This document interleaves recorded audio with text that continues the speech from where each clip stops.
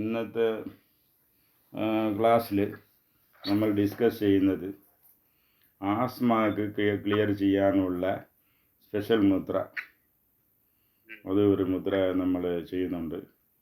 അത് ദേഹത്തിന് സ്ട്രെങ്തും അതേമാതിരി പൂജയ്ക്കും വരുന്നത് അതൊന്ന് എന്തെന്ന് വെച്ചാൽ കടാമുദ്ര. കടാവെന്ന് വെച്ചാൽ ആട് മേലാടുണ്ടല്ലോ, മേലാട് ഒന്ന് കുമ്പും വെച്ച് ഇടിക്കുന്ന മാതിരിയുള്ളത്. ഇത് പൂജാമുദ്രയിലും വരും. നിങ്ങൾക്ക് ഒന്ന് ദേഹത്തിൻ്റെ സ്ട്രെങ്ത്, വയസ്സായ സ്ട്രെങ്ത് കുറയുമല്ലോ. അപ്പോൾ ഈ മുദ്രയൊക്കെ പിടിച്ചാൽ ദേഹത്ത് സ്ട്രെങ്ത് ഉണ്ടാവും. ഒന്ന് ബ്രാങ്കിയൽ മുദ്ര. ചില ആളുകൾക്ക് ആസ്മയിൽ മൂച്ചു കുഴായിൽ അടപ്പുണ്ടാവും, മൂച്ചു തിണറുണ്ടാവും. അതിനെ ക്ലിയർ ചെയ്യാനുള്ള ഒരു മുദ്ര. അടുത്തത് പൂജയ്ക്കുള്ള അധിഷ്ഠാന മുദ്ര. അപ്പോൾ അധിഷ്ഠാന മുദ്ര എന്ന് പറഞ്ഞുകൊണ്ട് അത് പൂജയ്ക്കും യൂസ് ചെയ്യാം. ഇത് കടാമുദ്ര ദേഹത്തിന് സ്ട്രെങ്തിനും പൂജയ്ക്കും യൂസ് ചെയ്യാം. ബാക്കി ബ്രാങ്കിയൽ മുസ്റ്റാൻ്റെ ആസ്മാവിനുള്ള മുദ്ര. ഇതൊക്കെ നമ്മൾ നോക്കുന്നത്. അതുപോലെ വേറെയും മുദ്രകൾ നോക്കാം. ഇതാണ് ഇന്നത്തെ പ്രോഗ്രാം.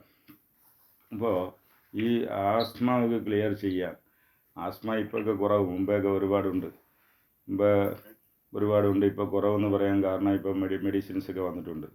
നേരത്തെ തമിഴ്നാട്ടിലെ ടി ബിയെ ക്ലിയർ ചെയ്യാൻ 2 ആശുപത്രി TB സാനറ്റോറിയം ഉണ്ടായിരുന്നു. ഇപ്പോൾ അതിനൊന്ന് ആൾ കുറവായതുകൊണ്ട് ആ സാനിറ്റോറിയമൊക്കെ ക്ലോസ് ചെയ്തു. അപ്പോൾ എന്ന് വെച്ചാൽ ആ സാനിറ്റോറിയമൊക്കെ ക്ലോസ് ചെയ്തു.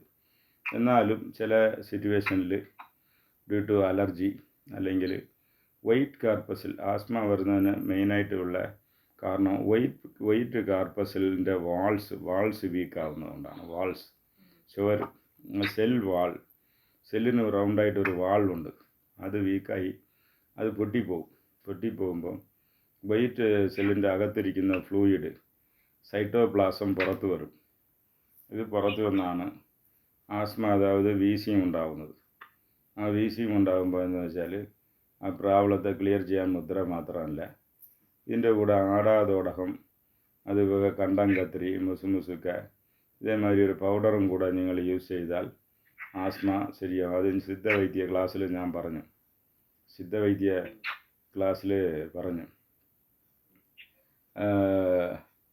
ഓക്കെ.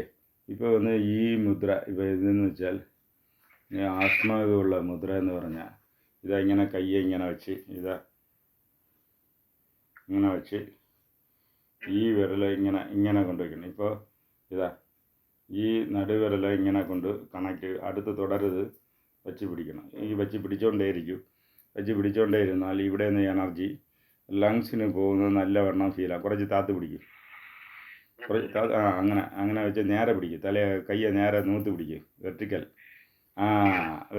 ഇപ്പോൾ വിരൽ തൊടാതെ അടുത്തടുത്ത് വയ്ക്കുമ്പോൾ ഇവിടെ നിന്ന് എനർജി ലങ്സ് ഏരിയക്കും നിങ്ങൾക്ക് പോകുന്ന അറിയാം. കണ്ണം മൂടിയിട്ട് വാച്ച് ചെയ്യും, പോകുന്നുണ്ടോയെന്നോ. കുറച്ച് നേരം ആകുമ്പം പോകും. എനിക്കൊക്കെ ഉടനെ പോകും. പിടിച്ചാൽ ഉടനെ അടുത്ത സെക്കൻഡേ എനർജി അവിടെ പോകും. നിങ്ങൾക്ക് ഇത് ട്യൂണായി വരിക, ഒരു മുദ്ര ട്യൂണായി വരണമെങ്കിൽ മിനിമം 14 മിനിറ്റ്സ് ഒക്കെ ഉണ്ട്. 14 മിനിറ്റ്സ്. അത് വന്നില്ലെങ്കിൽ മിനിമം 14 മിനിറ്റ്സ് പിടിച്ചാൽ അത് വരും. അപ്പോൾ ഇത് വരുമ്പോൾ എനർജി ഫ്ലോ അവിടെ പോയി ക്ലീൻ ചെയ്യും. ഫീൽ ആവുന്നുണ്ടോ? ഇത് ആസ്മ പേഷ്യൻറ്റിന് നല്ല ഒരു ട്രീറ്റ്മെൻറ്റ് ഉള്ള മുദ്രയാണ്. ഇതൊക്കെ മരുന്നില്ലാതെ എനർജി കൊണ്ട് അവരവരുടെ ദേഹത്തിലുള്ള എനർജിയെ മാനിപ്പുലേറ്റ് ചെയ്ത് റീഅറേഞ്ച് ചെയ്ത് അസുഖങ്ങളെ മാറ്റാൻ പറ്റും. അപ്പോൾ ഈ വെറും മുദ്രകൾ വഴി അസുഖങ്ങളെ മാറ്റുന്ന ടെക്നിക്കൊക്കെ ഉണ്ട്. എന്നാൽ അതിൻ്റെ കൂടെ ചില ഫുഡ് സപ്ലിമെൻറ്റ് അല്ലെങ്കിൽ ഹെർബൽ സപ്ലിമെൻറ്റും കൂടെ നിങ്ങൾ ഇടണം. അതാണ് അതിൽ ചെയ്യുന്നത്. അപ്പോൾ അടുത്തത് നിങ്ങൾക്ക് കടാമുദ്ര പൂജയിലും വരും. പക്ഷേ നിങ്ങൾക്ക് വരുന്നത്, നിങ്ങളിപ്പോൾ ഡെയിലി പൂജയിൽ എത്ര മുദ്രകൾ യൂസ് ചെയ്യുന്നു സാധാരണ?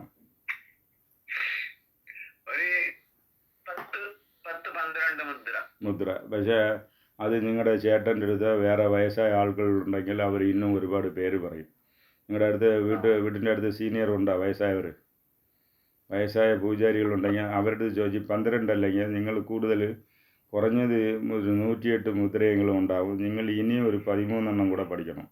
അപ്പോൾ നിങ്ങൾക്ക് ഒരു 25 മുദ്ര, അത് നിങ്ങൾക്ക് സീനിയർ വയസ്സായ ആളുകളുണ്ടാ നിങ്ങളുടെ വീട്ടിൻ്റെ അടുത്ത് വയസ്സായ പൂജാരികൾ, അവരുടെ അടുത്ത് പോയി ഒരു ലിസ്റ്റ് ഉണ്ടാക്കണം. നിങ്ങൾക്ക് അറിയാവുന്ന ലിസ്റ്റ് പേപ്പറിൽ ആദ്യം എഴുതിയിട്ട് പോകണം.